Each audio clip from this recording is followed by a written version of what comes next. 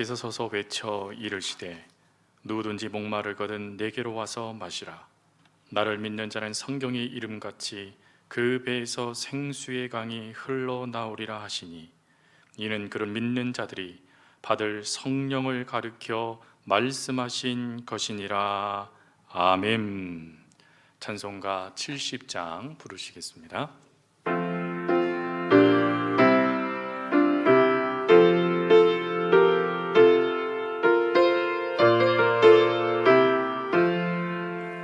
피난처 있으니 환난을 당한 자 이리 오라.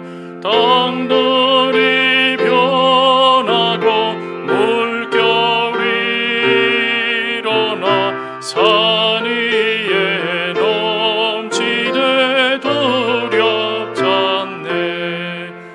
이방이 나라들 모여서 진동하나.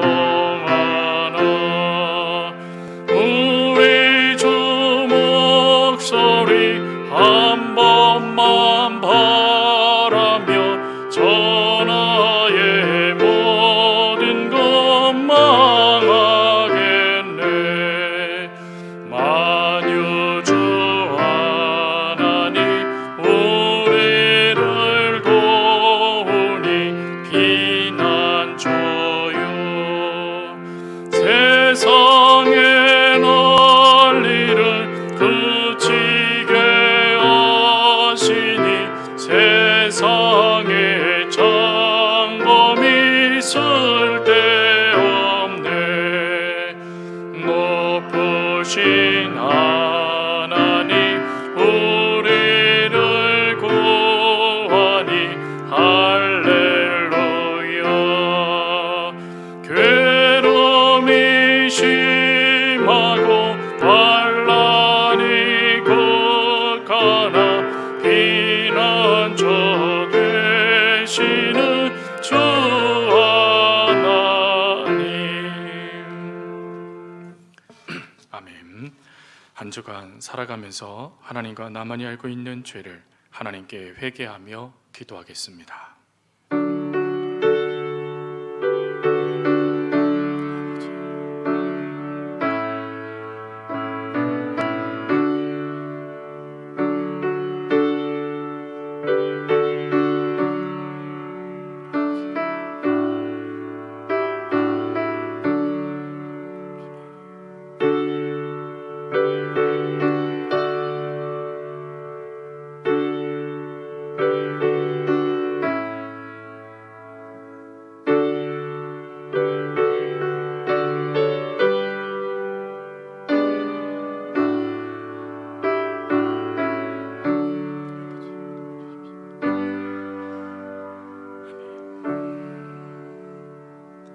여기 하나님의 사제의 말씀이 있습니다. 내가 이르기를 내 허물을 여호와께 자복하리라 하고 주께 내 죄를 아뢰고 내 죄악을 숨기지 아니하였더니 곧 주께서 내 죄악을 사하셨나이다.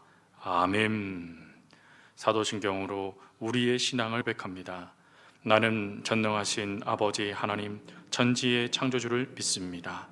나는 그의 유일하신 아들 우리 주 예수 그리스도를 믿습니다. 그는 성령으로 잉태되어 동정녀 마리아에게서 나시고 본디오 빌라도에게 고난을 받아 십자가에 못 박혀 죽으시고 장사된 지 사흘 만에 죽은 자 가운데에서 다시 살아나셨으며 하늘에 오르시어 전능하신 아버지 하나님 우편에 앉아 계시다가 거기로부터 살아있는 자와 죽은 자를 심판하러 오십니다. 나는 성령을 믿으며 거룩한 공교회와 성도의 교제와 죄를 용서받는 것과 몸의 부활과 영생을 믿습니다. 아멘. 293장 부르시면서 하나님께 예물 드리겠습니다.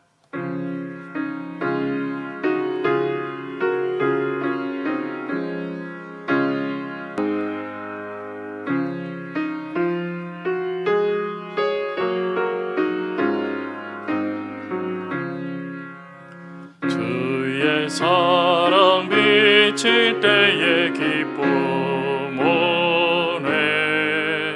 근심 걱정 물러가고 기쁨 오네.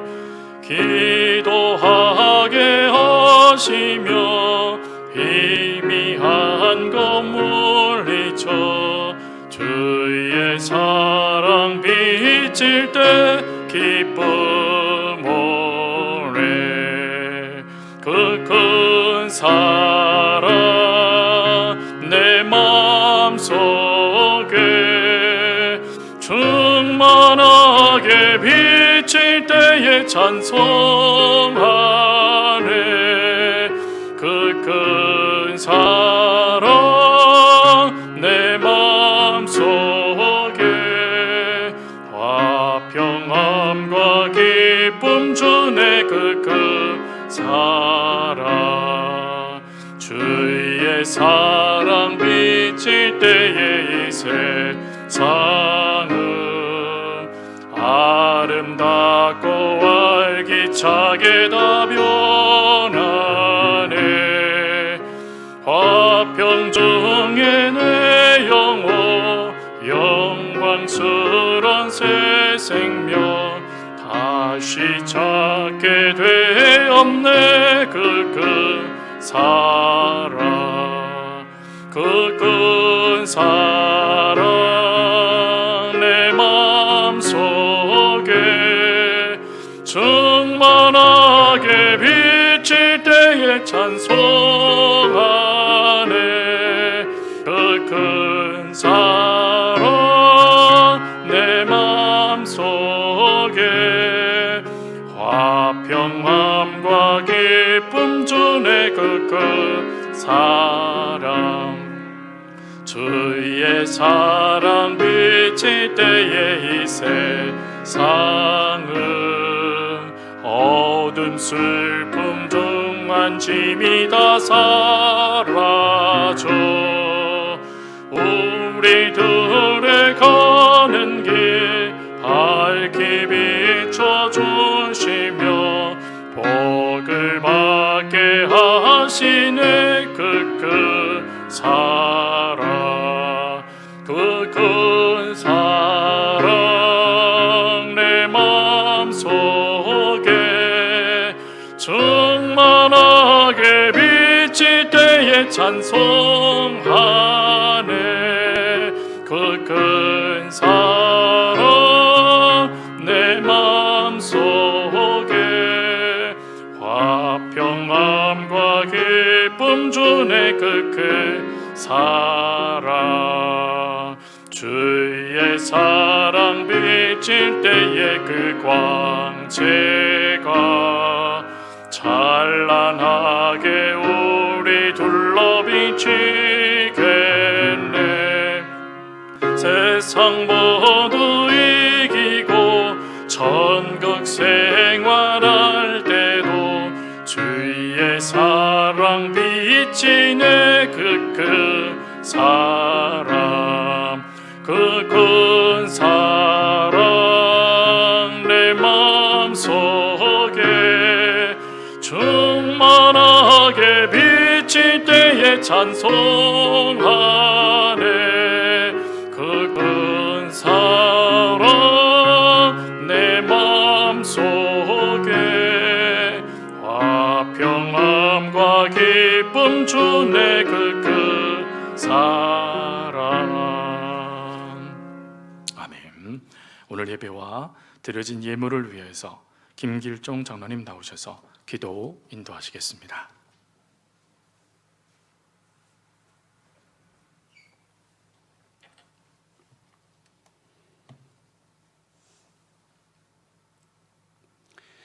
하나님, 우리는 매일 하나님을 만나고 있으면서 매일 하나님이 어디 계시냐고 찾고 있습니다. 하나님께서는 매일 우리에게 기적을 베푸시는데 하나님 우리에게 역사하여 주시옵소서라고 매일 기도합니다. 하나님은 항상 나의 앞에서 우리의 앞에서 한 발 앞서가시며 내가 여기 있다, 내가 여기 있다, 내가 너를 위하여 이렇게 준비한다. 너는 안심하고 따라오라고 말씀하시는데 제대로 하나님을 보지 못하고 깨닫지 못하는 저희들은 항상 목마르고 항상 불안하고 갈급한 하루하루를 보내고 있음을 고백합니다. 그러나 지나온 길 되돌아보면 이 또한 하나님의 손길이 닿지 않은 곳이 하나도 없음을 또한 고백할 수밖에 없습니다. 하나님, 그럼에도 지금 또다시 하나님 앞에 이렇게 기도할 수밖에 없음을 용서하여 주시옵소서. 지금 전 세계에 있는 모든 사람들이 공포에 떨고 있는 이 코로나 사태도 하나님께서 준비한 것인지요? 먼 훗날이 되면 이 또한 하나님께서 준비하신 것이었구나라고 인정할 수밖에 없겠지만 지금 저희로서는 너무나도 힘들고 고통스럽습니다. 언제나 이 고통 속에서 고통을 거두어 가실 것인지요? 아무리 마스크를 쓰고 신약을 개발하고 사회적 거리두기를 한다고 할지라도 하나님께서 거두지 않으시면 안 된다는 것을 알고 있으면서도 우리가 인간이 회개하지 아니하고 하나님께 잘못했다 기도하지 아니하고 용서를 구하지 아니하고는 이 모든 사태를 해결할 수 없음을 고백합니다. 간절히 간구하고 원하오니 이 모든 사태를 속히 해결하여 주시기를 기도합니다. 우리 인류의 죄를 용서하여 주시옵소서. 환경을 파괴했습니다. 더 이상 파괴하지 않게 하여 주시옵소서. 지구를 괴롭혔습니다. 더 이상 지구를 괴롭히지 않도록 하여 주시기를 기도합니다. 하나님을 온전히 섬기고 순종하지 않았습니다. 온전히 섬기고 순종하기를 기도합니다. 지금 이 시간 전 세계의 교회가 한 목소리로 주님 앞에 기도하고 있을 줄 압니다. 이 목소리를 들어주시기를 기도합니다. 전 세계의 인류가 하나님 앞에 기도하고 있습니다. 이 목소리를 들어주시기를 기도합니다. 주님께서 기름 부어 세우신 각 재단의 목사님들, 말씀 전하시는 분들 주님께서 세워주셨고 말씀을 전하게 하셨습니다.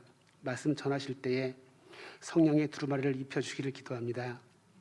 준비하신 말씀 그리고 하나님께서 주시는 귀한 말씀이 함께 선포되어지기를 기도합니다. 하나님께서 우리에게 주시는 귀한 말씀이 함께 선포되어지기를 기도합니다. 막힌 귀가 뚫어지게 하여 주시기를 기도합니다. 어두운 눈이 밝아지기를 기도합니다. 깜깜한 미래가 빛이 보이기를 기도합니다. 마음이 병든 자들이 치료받기를 원합니다. 육신이 힘들고 지친 자들이 고침을 받기를 원합니다. 하나님이 없다 하는 자들이 하나님을 만나 뵙기를 원합니다. 하나님이 어디 계신가 하고 더듬고 찾는 자들이 하나님의 손을 잡기를 원합니다. 이 시간, 회개의 시간, 용서의 시간, 확신의 시간이 되어지기를 기도합니다. 주님의 은혜에 감사하며 감사헌금으로 11조로 과부의 엽전 한 입으로 작은 정성으로 주님 앞에 예물 드립니다. 나의 것이 아니고 주님의 것, 주님 앞에 드립니다. 기뻐 받으실 수 있는 예물이 되어지기를 기도합니다. 쓰이는 곳마다 주님의 은혜가 넘치게 하여 주시고 행여 잘못 쓰이는 곳이 없게 하여 주시고 주님의 나라가 확장되어지는 곳에 사용되게 하여 주시고 힘들고 가난한 자들에게 사용되어지기를 기도합니다. 모든 것 감사드리며 예수님의 이름으로 기도드립니다.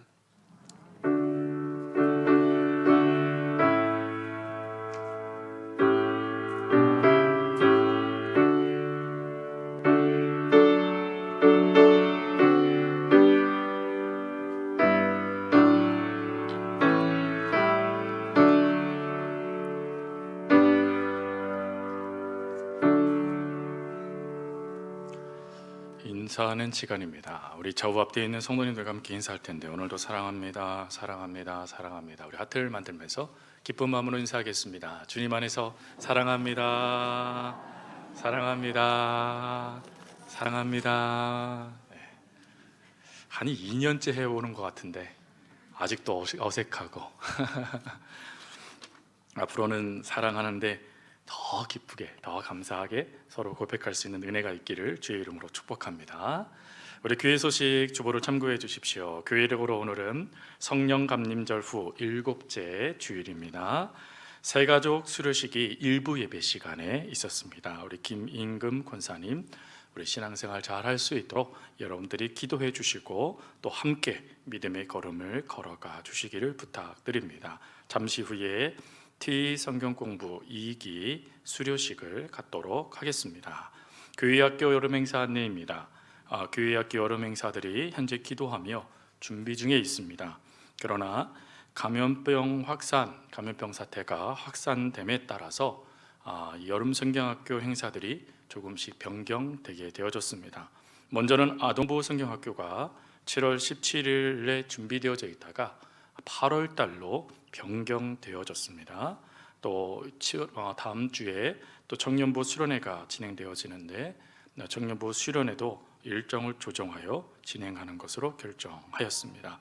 각 모든 성경학교가 은혜 가운데 진행될 수 있도록, 그리고 감염병 사태 때문에 어려움 당하지 않도록 여러분들 기도해 주시기를 부탁드립니다. 또 사회적 거리두기 2단계 격상에 따라서 월요일부터 25일 주일까지 오전 예배 인원 참석 인원이 30%에 맞추어져서 예배를 드리게 됩니다. 30%에 맞춰서 예배 드린 점 기억해 주시고, 특별히 예방 수칙을 지켜 또 그 일들을 잘 감당해 주신 우리 성도님들, 또 교회를 대표해서 감사를 드립니다. 그 외 정규 예배는 그대로 정상적으로 드려지게 됩니다. 교회 스마트 요람 제작된 거 기억해 주시고, 예배 7월달 예배 참석 우리 지역 1부는 2지역, 2부는 1지역에서 담당해 주시는 것 기억해 주시기를 부탁드립니다. 이제 우리 T 성경 공부 2기 수료식을 갖도록 하겠습니다. 우리 수료자들 앞으로 나와주시면 감사하겠습니다.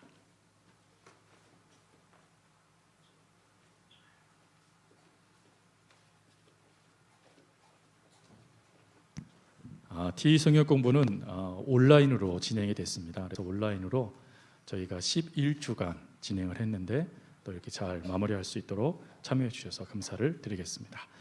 먼저 박종욱 장로님부터 수료증을 드리도록 하겠습니다.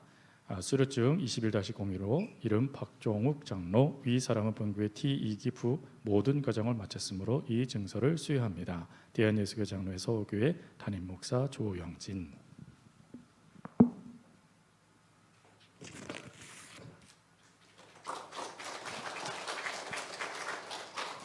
다음 우리 오경렬 권사님, 내용은 전과 같습니다.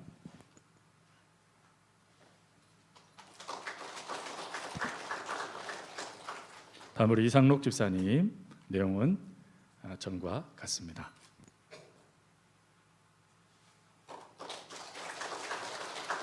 그리고 마지막으로 우리 최정필 집사님, 내용은 전과 같습니다.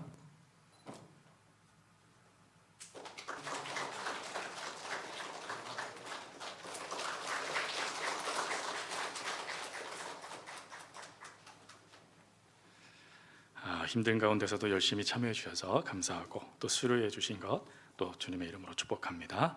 자, 이제 우리 하나님의 말씀 함께 보시겠습니다. 오늘 우리에게 허락하신 하나님의 말씀은 디모데후서 4장 16절부터 18절까지 말씀입니다. 신약성경 347면입니다.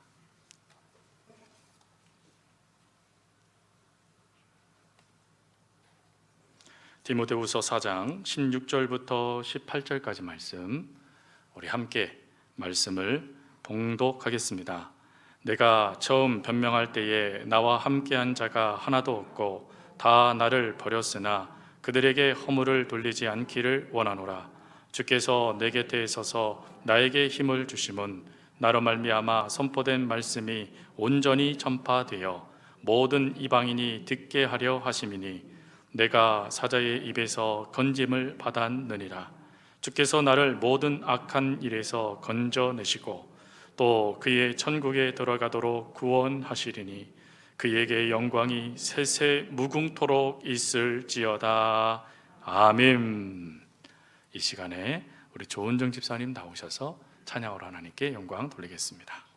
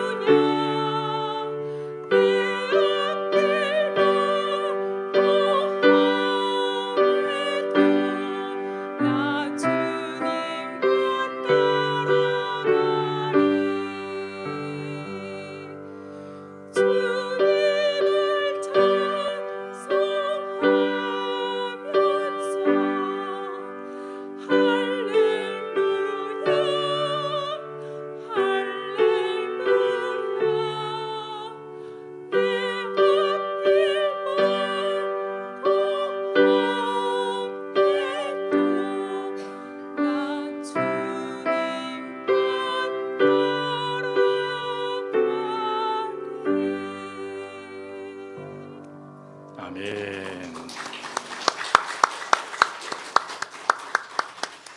하나님께 영광을 돌립니다.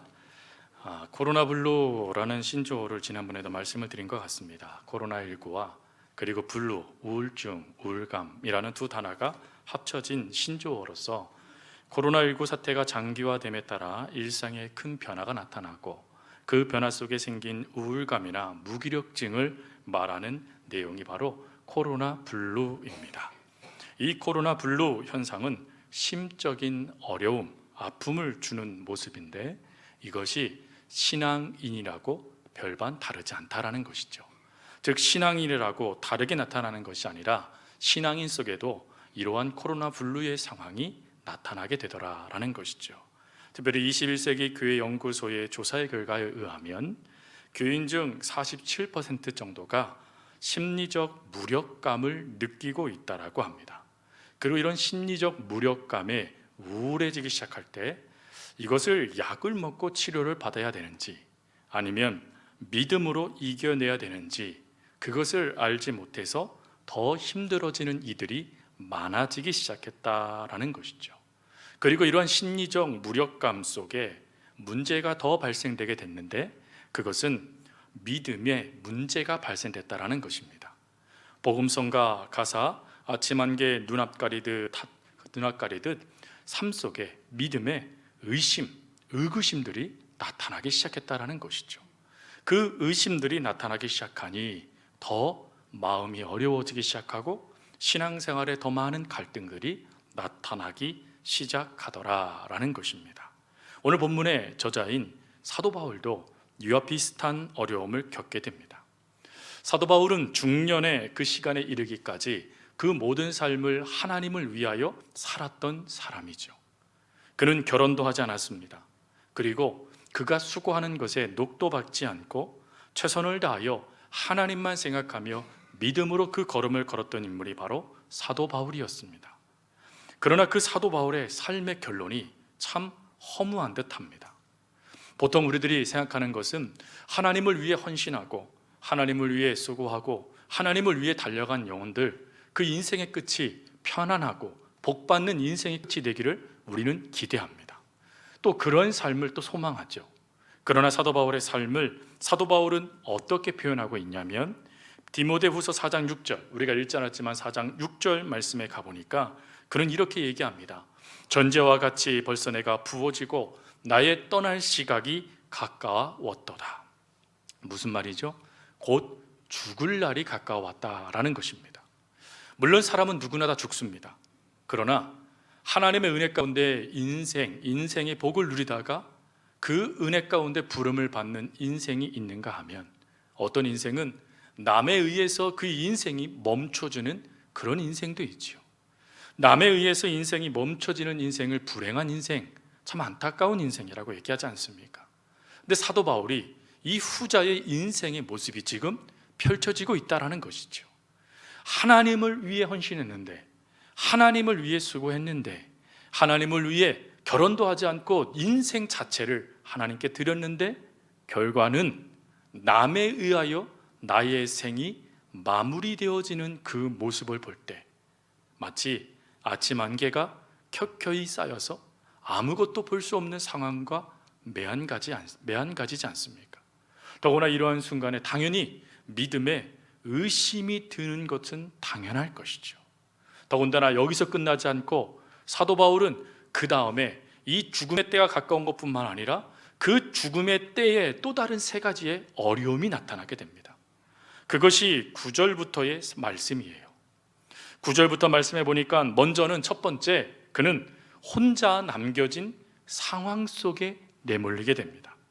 9절부터 12절 말씀해 보니까 사도 바울은 디모데에게 내게 속히 오너라 라고 말하며 이렇게 말합니다. 데마는 세상을 사랑하여 나를 버리고 데살로니가로 갔고 그레스게는 갈라디아로, 디도는 달마디아로 갔다. 여기서 이 그레스게와 디모데는 주의 사역을 위해서 떠난 걸 말하는 것입니다. 즉 세상을 사랑하여 떠난 이도 있고 주의 사명을 감당하기 위해서 떠나간 이도 있다라는 것이죠. 그러니 하나님의 은혜 가운데 전도의 사역을 함께 이루었는데 그 주변에 아무도 없고 누가 한 사람만 남아있는 것입니다. 그러니 외롭지 않겠습니까? 하나님을 위해 열심히 달려갔는데 그 끝에 그래도 믿음의 동역자들이 함께 있어서 위로해주고 격려해주고 손 잡아주며 함께 움직이면 그나마 위로가 될 것 같은데 아무도 없는 거예요. 여러분, 이러한 모습은 엘리야라는 선지자에게도 나타나죠. 열왕기상 18장 22절 말씀해 보니까 그는 이렇게 말합니다.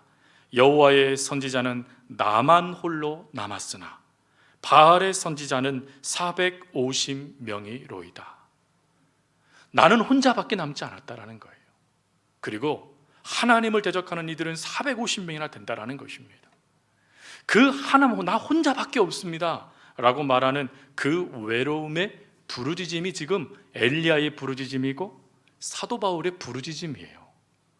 그러니 이러한 상황 가운데 믿음의 의구심, 믿음의 의심 당연하지 않겠습니까? 더군다나 그 다음 말씀해 보니까 14절에 괴롭힘을 받는 상황도 사도 바울에게 나타나요. 특별히 구리 세공업자인 알렉산더가 사도 바울을 괴롭혔습니다. 성경은, 특별히 성경의 주석학자들은 이 알렉산더가 누굴까에 집중합니다. 그 알렉산더가 결정적으로 사도 바울이 감옥에 갇히도록 만들었던 밀고자라고 이야기를 해요.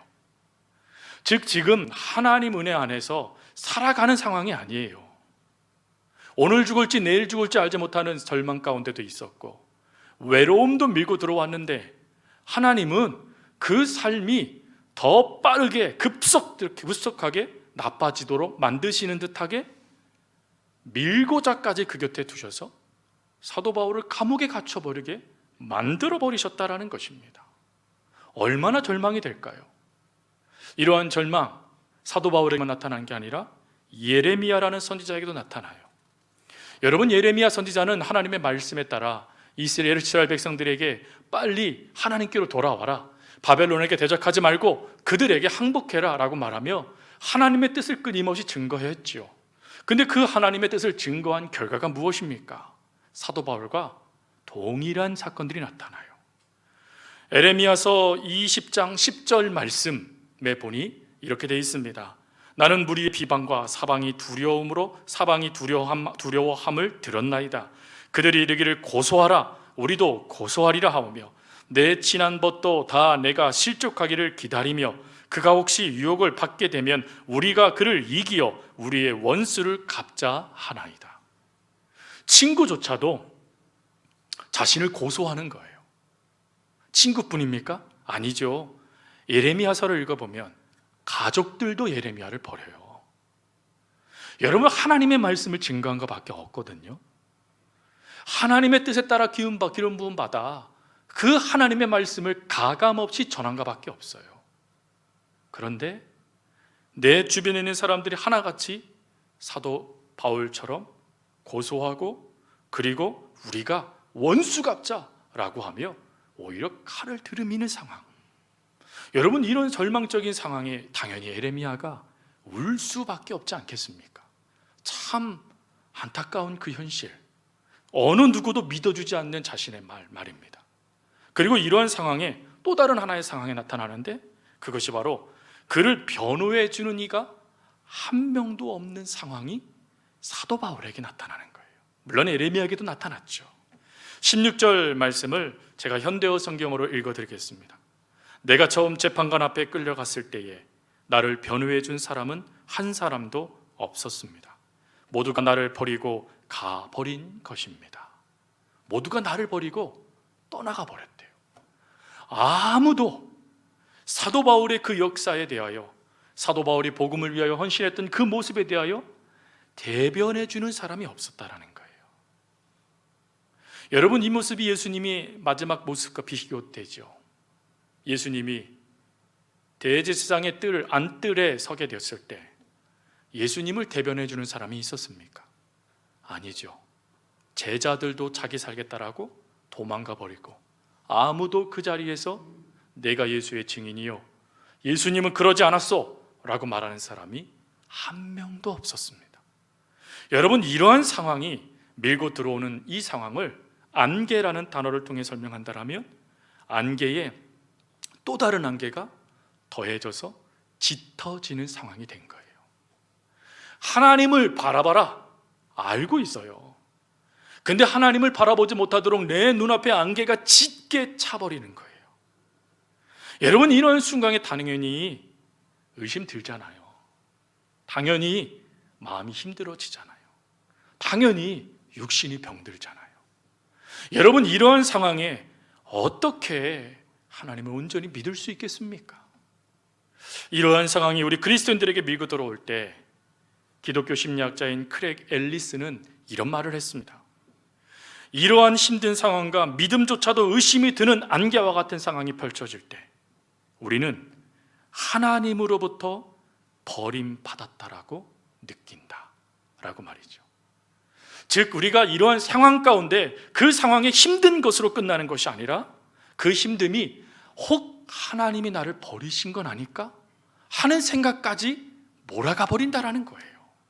여러분, 이러한 상황 가운데 지금 내몰린 사람이 지금 바로 사도 바울이에요. 그러니 그가 얼마나 힘들었을까요? 물론 오늘 이 말씀을 듣는 성도들 가운데서 이런 상황까지 내몰린 성도님들도 계실 거예요. 참 많이 힘드실 것 같습니다. 여러분, 이런 상황 속에 오늘 우리가 집중해야 될 것은 사도 바울이 이런 상황 속에 어떤 반응을 보이고 있느냐 하는 것을 집중하셔야 돼요. 즉, 아침 안개와 같이 켜켜이 우리의 눈을 쌓으며 아무것도 바라보지 못하게 만들고 믿음의 어떤 반응도 하지 못하도록 만드는 이런 상황 속에 사도 바울은 지금 어떻게 이러한 상황 속에 반응하고 있을까? 이걸 우리가 살피는 거예요. 오늘 그 반응이 오늘 우리가 함께 읽은 본문 속에 두 가지로 나타나게 돼요. 특별히 그 두 반응을 한 가지로 먼저 요약한다면 사도 바울은 이러한 순간에 뭐라고 말하고 있냐면 나는 기뻐한다 라고 말하고 있어요. 즉 그 모든 상황에 매몰될 수밖에 없어요. 늪에 빠진 사람처럼 완전히 빠져들어가 그 삶이요 허망함으로 끝낼 수밖에 없는 상황이에요. 그런데 그 순간에 사도 바울이 뭐라고 말하냐면 아니라는 거예요. 나는 지금 기쁘다는 거예요.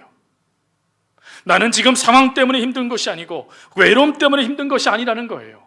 자신은 지금 오히려 그 하나님의 일을 마지막 순간에도 감당하고 있기에 그것만으로도 나는 기쁘다라고 말하며 기쁨이라는 것을 이야기해 줘요. 특별히 2차 때 감옥에 갇히는 이 상황 속에 쓰여진 편지 중에 하나가 빌립보서입니다. 여러분, 빌립보서를 우리가 뭐라고 얘기하죠? 기쁨의 서신이라고 얘기해요. 그러면 사도 바울이 기뻐할 수 있는 이유를 알아야 되는 거죠. 사도 바울이 도대체 어떠한 기쁨이 그에게 밀고 들어왔기에 이러한 안개와 같은 상황이 다양한 모습으로 그에게 다가왔는데도 불구하고 기뻐할 수 있을까? 우리가 이것을 안다라면 저와 여러분의 인생 가운데도요 다양한 안개와 같은 모습들이 다가오잖아요. 여러분, 어느 누구도 그 안개를 피할 수 있는 사람은 없어요. 그러나 그 안개가 사라져 하나님의 은혜의 역사를 누릴 수 있는 태양빛, 그 역사가 비춰지는 그 비밀을 우리가 안다라면 우리도 사도 바울처럼 기뻐하고 또한 기뻐하노라 라고 말할 수 있지 않겠습니까? 오늘 그 두 가지 오늘 본문을 통하여 주어지는 하나님의 은혜예요. 그 첫 번째는 무엇이냐?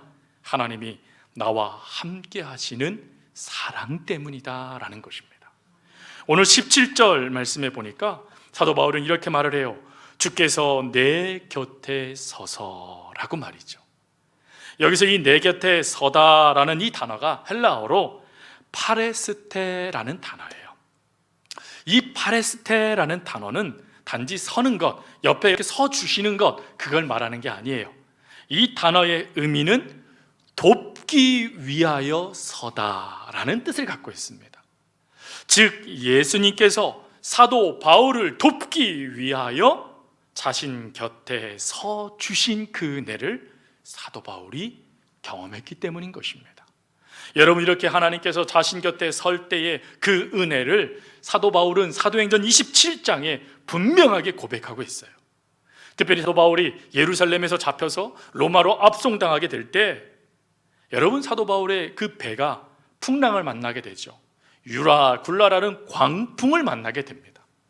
그 광풍을 만나게 됐을 때 성경은 이렇게 말합니다. 그들이 거반 죽게 되었더라. 거반이라는 이 단어가 봤더니요 퍼센테이지로 따지니까 90% 이상을 뜻하는 단어더라고요. 그러니까 희망이 아예 사라진 걸 말하는 겁니다. 여러분, 이러한 희망의 역사가 사라지게 되어지자 이젠 절망하게 되지 않습니까? 근데 그 절망의 순간에 하나님께서 사도 바울에게 천사를 보내세요. 그 천사를 보내셔서 말씀하신 사건을 사도 바울이 깨닫고 그 배에 탄 사람들에게 말해준 말씀이 기록된 게 사도행전 27장 23절부터 26절입니다. 23절부터 26절에 사도 바울이 이렇게 말을 해요. 내가 속한 바 곧 내가 섬기는 하나님의 사자가 어젯밤에 내 곁에 서서 말하되, 여기서 이 서다라는 이 단어도 똑같이 사도 바울이 조금 전에 이야기했던 그 서다와 같은 단어예요. 돕기 위하여 서다. 하나님께 돕기 위해 지금 천사를 통해 내 곁에 섰다는 거예요. 그리고 뭐라고 말합니까? 바울아, 두려워하지 말라. 내가 가이사 앞에 서야겠고 또 하나님께서 너와 함께 항해하는 자들을 다 내게 주셨다 하였으니, 하나님이 말씀해 주셨다라는 거예요. 그랬더니 그 중요한 말씀, 그러므로 여러분이요 안심하라. 나는 내게 말씀하신 그대로 되리라고 뭐 한대요? 하나님을 믿노라. 그렇게 될 거라고 믿는다는 거예요. 그러면서 이렇게 말하죠. 그런즉 우리가 반드시 한 섬에 걸리리라. 그 말한 대로 어떻게 됐을까요? 44절 말씀에 가보니까 그 남은 사람들을 널조가 곧 배 물건을 의지하여 나가게 하니 마침내 사람들이 다 상륙하여 구조되니라. 여러분이 놀라우신 하나님의 은혜를 사도 바울이 경험한 거예요. 나를 위해 돕기 위해 오시는 하나님은 나만 돕는 게 아니라 나를 돕게 오신 하나님이 다른 이들도 도와주시는 역사를 하나님의 은혜 가운데 더하시더라는 거예요. 그 은혜를 경험하니까 사도 바울이요, 나는 기뻐한다라고 말하는 거예요. 그러면 또 우리가 질문할 수 있는 게 하나가 있어요. 그러면 하나님께서 왜 돕기 위하여 오신 겁니까? 라고 말이죠. 사역 때문일까요? 사도 바울은 그 이유를 로마서 8장 35절부터 37절에 뭐라고 이야기하냐면, 그 말씀에 보니까요, 누가 우리를 그리스도의 사랑에서 끊으리요. 그리고 마지막 절, 화면을 띄워주세요. 마지막 절에 뭐라고 되어 있냐면, 하나님의 사랑에서 끊을 수 없느니라. 즉 사도 바울을 하나님께서 돕기 위해 오신 이유가 있대요. 그 이유가 뭐죠? 사랑하셨기 때문이라는 거예요. 자, 그러면 여러분들에게 질문을 드려요. 하나님은 여러분들을 사랑하십니까? 사랑하지 않으십니까? 사랑하시죠. 사랑하시되 죽기까지 사랑하셨대요. 그러면 그 하나님께서 여러분 곁에 여러분들을 도와주시기 위해서 오셨다라는 것, 지금도 오시고 계신다는 것을 믿으십니까? 믿으십시오. 여러분, 이 믿음으로 일어선 인물이 또 있죠. 그가 다윗입니다. 다윗이 겪은 고난을요, 다윗은 어떻게 그 고난을 이야기하냐면 시편 55편 4절부터 6절 말씀에 보니까 이렇게 고백해요. 내 마음이 내 속에 심히 아파하며 사망의 위험이 내게 이르렀도다. 두려움과 떨림이 내게 이르고 공포가 나를 덮었도다. 너무 힘들다는 거예요. 마음도 무너질 것 같고 신앙도 놓칠 것 같다라는 거예요. 이러한 상황에 다윗이 지금 내몰렸어요. 사실 다윗이 왕이 되고 싶었습니까? 아니요. 하나님이 일방적으로 사무엘 선지자를 통해서 기름 부으신 거잖아요. 하나님이 하신 거잖아요. 그리고 하나님을 향한 의의 분을 갖고 다윗이 반응한 것뿐이에요. 나는 만군의 여호와 이름으로 네게 가노라라고 말하며 그 하나님을 드러냈더니 하나님이 조약돌, 물맷돌, 그 작은 돌멩이로 그 큰 용사 골리앗을 무너뜨려 이스라엘을 구원해 주신 거예요. 하나님이 하신 거예요. 여러분, 이 놀라운 은혜를 다윗이 겪고 그 은혜 가운데 하나님에 대한 확신이 가졌는데, 문제는 그 은혜에 따라 그의 삶이 펼쳐지지 않고 더 많은 어려움들이 그에게 닥쳐온 거예요. 잠깐만, 13년 동안 말이에요. 13년 동안 도망자였어요. 여러분들이 만약 13년 동안 도망간다라면 여러분 영육이 완전히 피폐해지지 않겠습니까? 근데 성경 어느 곳을 봐도 다윗이 피폐해졌다던가 쇠퇴해졌다는 말씀이 없어요. 오히려 강하여지더라 라는 말씀만 나오더라는 거예요. 어떻게 이게 가능했을까요? 다윗이 그것을 가능한 이유를 시편 16편에 이렇게 말해요. 내가 여호와를 항상 내 앞에 모심이요 그가 나의 오른쪽에 계심으로 내가 흔들리지 아니하리로다. 자기 옆에 누구를 두고 계신다고요? 하나님을 두고 있었다라는 거예요. 이 얘기는 뭐냐면 자신을 돕고 계시는 하나님을 놓치지 않았다라는 것입니다. 즉 그 수많은 어려움 가운데 다윗이 죽지 않고 다윗이 함께한 이들이 망하지 않고 강화해질 수 있었던 것은 그 내 곁에 계시는 하나님이 끊임없이 자신을 도와주셨기 때문이라는 거예요. 여러분, 이 은혜를 다윗이 깨닫고요, 그의 말년에 쓴 위대한 시편 23편에 뭐라고 말합니까? 사망의 음침한 골짜기로 내가 다닐지라도 해를 두려워하지 않을 것은 주께서 나와 함께 하심이라. 결론은 하나라는 거예요. 하나님이 함께 하시니까 사망의 음침한 골짜기도 온전히 걸어갈 수 있게 되더라는 것입니다. 성도님들, 지금 힘들고 어려운 시기죠.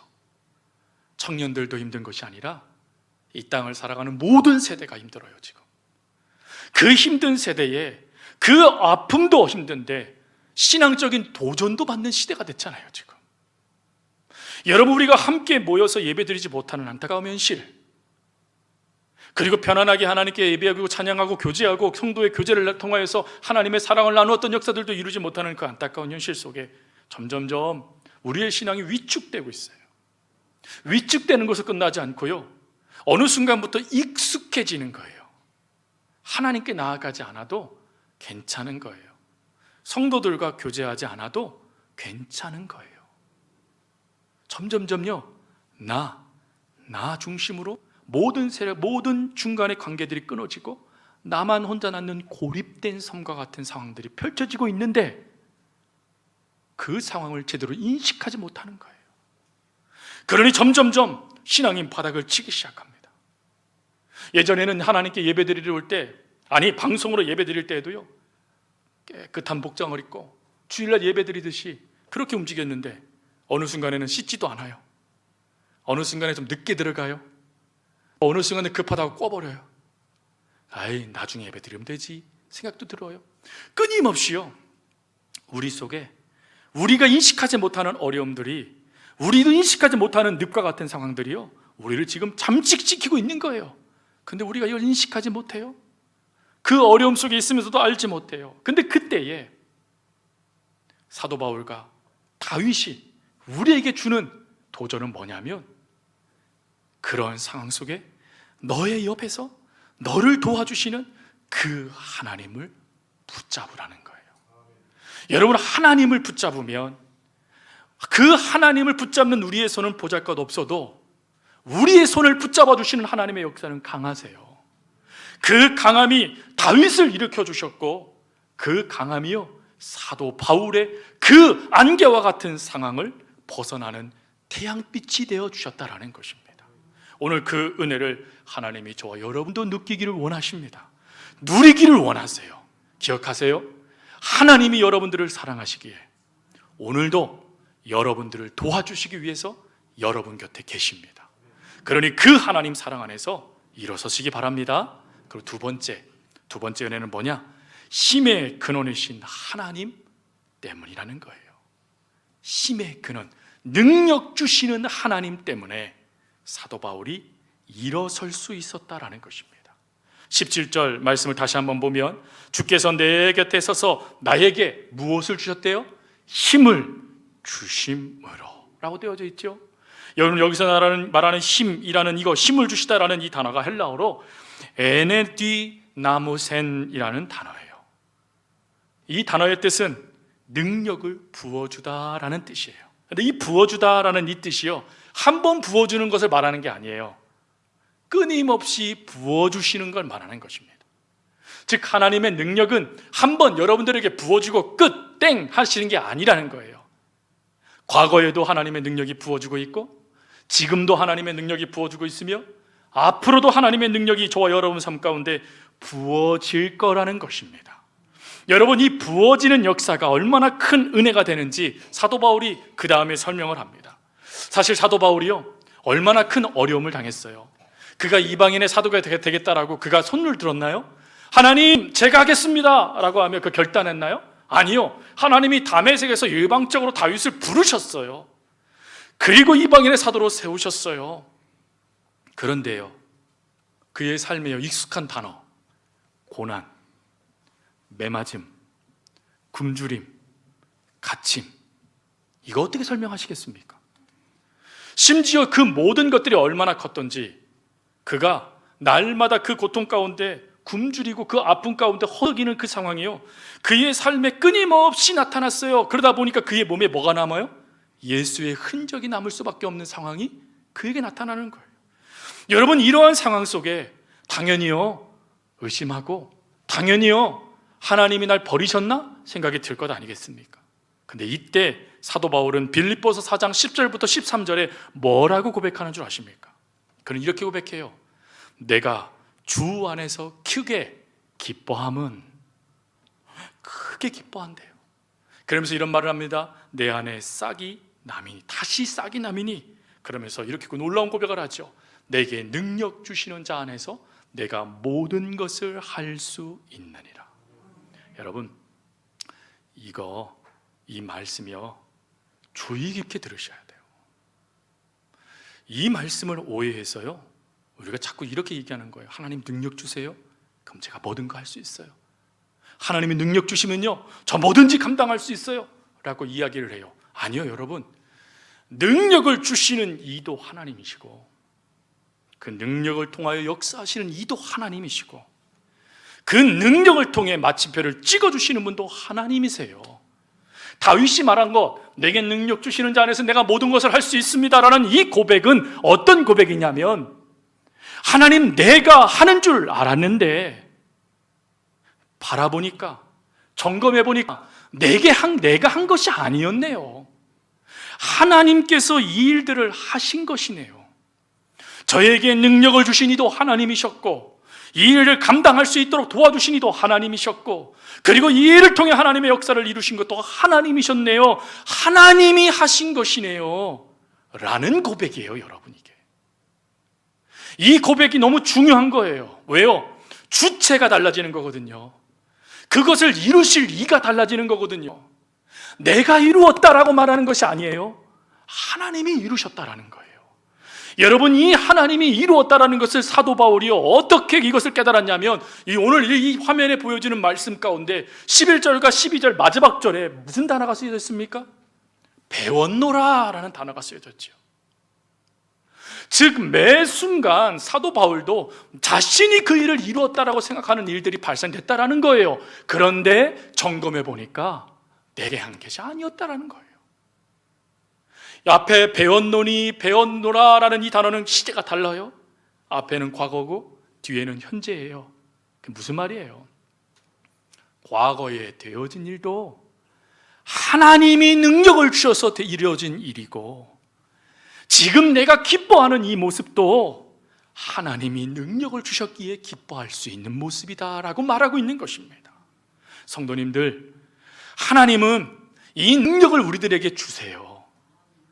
이 능력이 우리 속에 역사되어지면 두나미스, 그것이요 다이나마이트와 같은 폭발력이 이루어지는 거예요.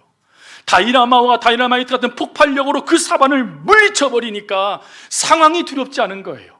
환경이 두렵지 않은 거예요. 왜? 그것보다 더 크게 역사하시는 하나님의 능력이 자신 속에 하나님이 매일매일마다 채워주시거든요. 그 매일매일 채워주시는 역사를 경험하니까 10절 말씀, 이제 다시 싹이 나미니. 이게 은혜가 되더라고요.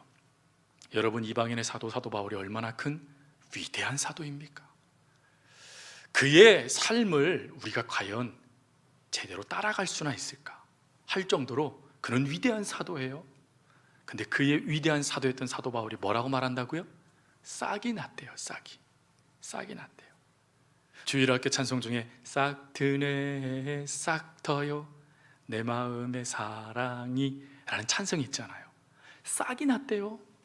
그럼 이 싹이 났다는 게 무슨 뜻일까요? 반응하기 시작했다라는 거예요. 하나님의 은혜였구나. 하나님의 능력이었구나. 하나님이 나를 사랑하시고 있구나. 하나님이 지금도 나를 도와주고 계시는구나. 이것을요 믿음으로 반응할 수 있게 되더라라는 거예요. 사랑하는 성도 여러분, 지금도 하나님은 저와 여러분들을 돕기 위해 우리 옆에 계세요. 너무 여러분들을 사랑하세요. 그리고 그것뿐만 아니라 능력을 주세요. 그 능력을 받다 보니까 미처 깨닫지 못했던 하나님의 그 사랑에 눈이 뜨여지는 거예요. 지금까지 지내온 것 주의 크신 은혜라 깨달아지는 거예요, 여러분. 그 깨달음이 주어지니까 하나님이 나를 버리시지 않으셨구나. 이 고통 속에, 이 감옥 속에도 하나님이 계시는구나. 그럼 내가 찬송해야지. 그럼 내가 감사해야지. 내가 어떻게 이 상황 속에 주눅들 수 있어? 나 하나님께 영광을 돌립니다 라고 하며 그 속이 천국이 되도록 만들었다라는 것입니다. 비록 힘든 상황이 여러분 속에 어떠한 안개의 모습으로 여러분 속에 다가올지 모르겠습니다. 또 그 안개가 거치는 듯 하나 다시금 짙게 여러분의 인생을 쌓아맬 수도 있을 것 같습니다. 그러나 그때에 우리가 기뻐하고 또한 기뻐할 수 있는 것은 사랑하는 하나님이 저와 여러분들 곁에 계시기 때문이고, 그 하나님이 지금도 여러분들에게 능력을 더해 주시기 때문입니다. 그러니 그 하나님을 의지하여 일어설 수 있기 바랍니다. 주눅들지 마세요. 우울하다라고 그 자리에 앉아 계신 성도님들 계시다면 이제 일어서세요. 우리 주님이 계시잖아요. 그 주님 손잡고 오늘로 일어설 수 있는 사랑하는 성도님들 될 수 있기를 간절히 주님의 이름으로 부탁드립니다. 우리 기도하겠습니다. 참 좋으신 아버지 하나님, 저희들의 삶 속에 안침 안개와 같은 수많은 것들이 우리의 눈을 가리고 우리의 믿음의 반응을 막아버리고 하나님을 제대로 바라보지 못하도록 역사하는 일들이 펼쳐지게 되어졌을 때 저희들의 마음이 무겁고 또 저희들의 신앙이 하나님 바닥을 치고 하나님조차 혹시 나를 버리신 건 아닌가 하는 생각 속에 눈물 줄 수밖에 없는 것이 저희들의 인생인데, 오늘 말씀을 통하여 아니다, 내가 너를 사랑하기에 지금도 너를 돕기 위하여 내 곁에 있단다. 그리고 나는 나의 능력을 너에게 부어주어 모든 것이 되어지도록 만들어줄 것이란다 말씀해 주시니 하나님 감사합니다. 이제 놀라우신 이 하나님을 의지하여 저희들도 사도 바울처럼 기뻐하고 또한 기뻐합니다 라는 고백을 하나님께 드리며 하나님께 반응할 수 있는 저희들이 될 수 있도록 도와주시옵시고, 그리고 그 속에 저희들의 삶이 달라지는 그 모습으로 인하여 우리 주변에 있는 수많은 사람들이 하나님을 발견할 수 있는 은혜가 나타나게 하여 주옵소서. 감사합니다. 언제나 저희들을 사랑하여 주시는 예수님의 이름으로 기도합니다. 아멘. 지금은 우리를 구원해 주신 예수님의 은혜와 하나님 아버지의 거룩하신 사랑과 날마다 우리로 승리케 하시는 성령님의 역사가 주님을 생각하는 모든 성도 머리 위에 사도 바울처럼 하나님께 반응하고자 오늘도 하나님을 붙잡는 주의 백성들의 믿음 위에 이제로부터 영원토록 함께하옵시기를 간절히 축원하옵나이다. 아멘.